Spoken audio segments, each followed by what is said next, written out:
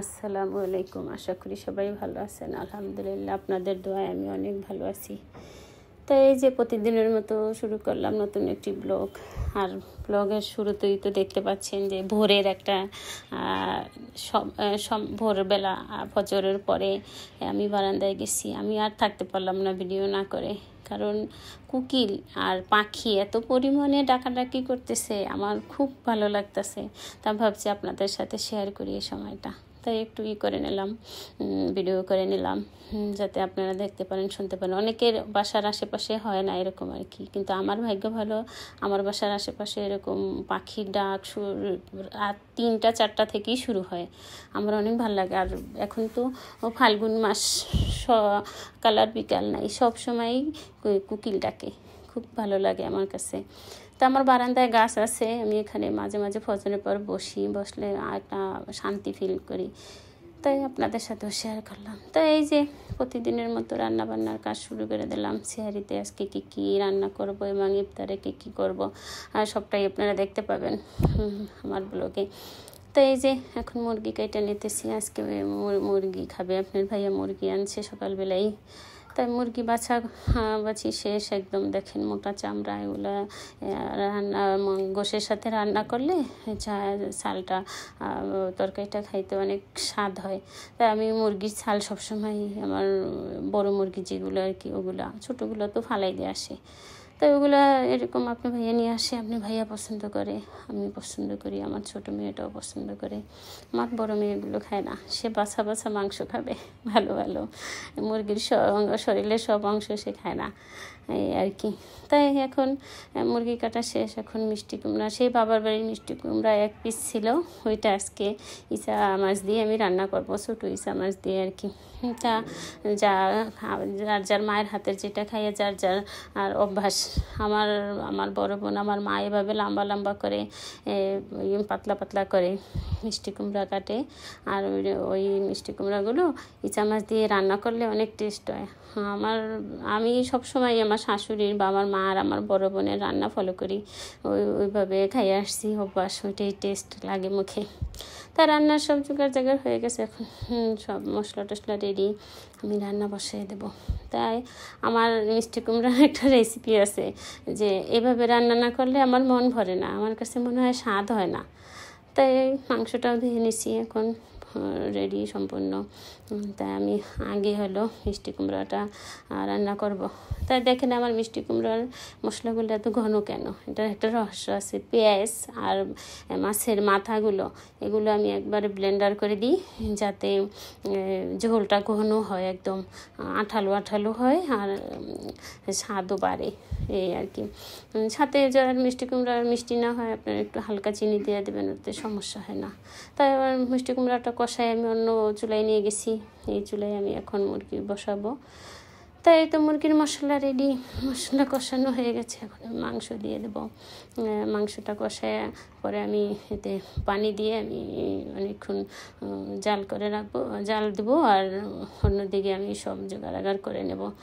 তাই তো প্রতিদিন তো বাচ্চাদের পড়া থাকে, পড়া নিয়ে আমার বড় মেয়ের আজকে 2টা কোচিংয়ে আমার যেতে হয়েছে, আর ছোটো মেয়ে ছিল, ওর একটা কোচিংয়ে থাকে, একটা পড়াই থাকে। বড় মেয়ের প্রতিদিন যাইতে হয়, 2টা স্যারের করে পড়া থাকে। তাই বাইরে এরকম দৌড়াদৌড়ি করে বাসায় এসে কাজ করতে এক হাতে মনে করেন হিমশিম খেয়ে যাই। তাই তো আমার গরম পানিটা হয়ে গেছে, এখন মাংস কষানো শেষ। মাংসে গরম পানি দিলে আর কি স্বাদ বাড়ে, এটা সবাই জানি আমরা, আর হয় তাড়াতাড়ি একদম। তো বড় মেয়ের একটা বায়না ছিল, আজকে ইফতারে ফ্রাইড রাইস খাবো।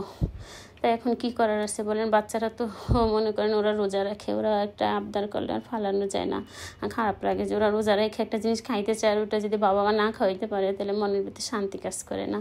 তাই দেখেন আমার মাংসের কালারটা কত সুন্দর হয়েছে, একদম ব্রাউন কালার, আর মিষ্টি কুমড়াটাও হয়ে গেছে আগে। আর এই যে দেখেন রাইসটা আমি বসায় নেব, আর রাইসের জন্য বাটার দিয়ে রসুন কুচি দিয়ে এখন ভাইজা নেব। তো এই দেখেন বাটারটা আর বাটারের সাথে এখন রসুনটা ভাজা নিছি, তারপরে এখন মাংসটাও ভাজা হয়ে গেছে। তারপর এখন ওই বাকি এক সাইডে নিয়ে মাংসটা বাকি তেলের ভিতরে এখন ডিমটা ভাজা নেব।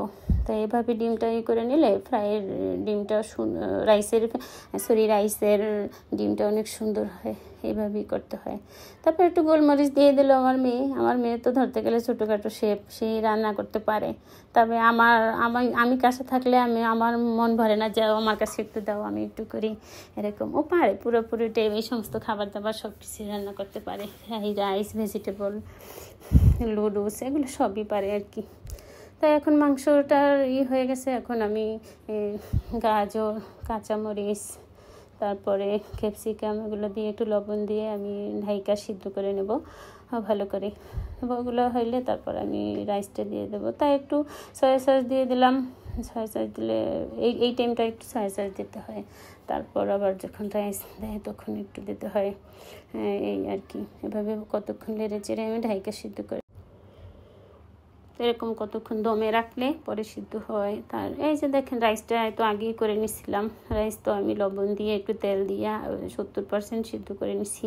তো রাইসটা এখন দিয়ে দেবো। রাইসটা দেওয়ার পর একটু সয়া সস আর গোলমরিচের গুঁড়ো দিয়ে দিলাম। তো এখন আমি এটা ভালো করে নেড়ে চেড়ে মনে করেন আরও দমে দিয়ে রাখবো। দমে দিলেই কতক্ষণ গেলে আমার রাইসটা একদম পুরো তৈরি হয়ে যাবে। আর সন্ধ্যাও তো হয়ে যাচ্ছে, একটু পরে তো ইফতারের সময় হয়ে যাবে। এদিকে ফল কাটতে হবে, তাই রাইসটা হলে আমি ফল কাটবো। এই তো আমার দেখেন রাইসটা হয়ে গেছে একদম। আর রান্নাটা যদি নিজের হাতে করা যায় আর রান্নাটা সুন্দর হয়, মনেও শান্তি কাজ করে। তা অন্যদিকে আমার মেয়ে আবার মাংস ম্যারিনেট করা ছিল, ওইটা হয়তো দেখাইতে পারি নাই। এখন এটা ভাজা হবে।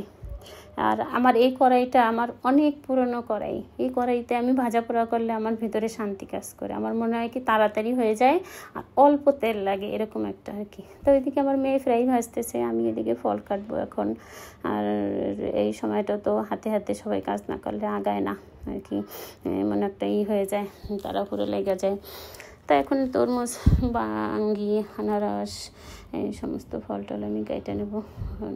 ভাবছি আজকে অন্য কোনো ভাজা পোড়ার ইচ্ছা নেই, তবে আমি ডাল ভিজাইছিলাম, পেঁয়াজু করব, পরে ওইটা রেখে দিয়েছি। এত কিছুর ভিতরে ওগুলো খাওয়া হয় না আর কি, পরে বাচ্চারা তো খাবেই না।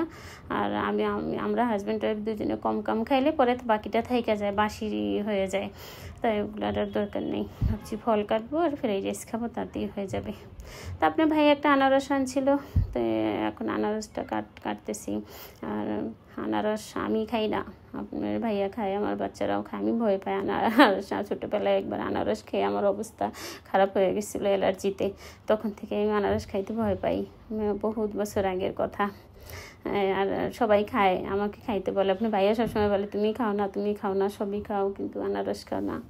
তাই এই যে এদিকে আমার মেয়ে, আমি মিলে টেবিলটা গুছিয়ে নিছি। আমার মেয়ে দেখেন কি সুন্দর করে সাজাইছে, ছোটো মানুষ, দেখে অনেক ভালো লাগতেছে।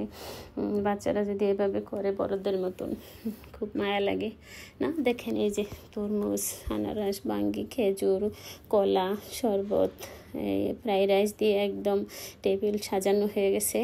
আপনার ভাইয়া আয়সা পড়ছে, উনিও ইফতার করবে আমাদের সাথে। তাই একদম ভরপুর টেবিল। তো ভালো থাকবেন সবাই, আমার পাশে থাকবেন, আমাকে সাপোর্ট করবেন।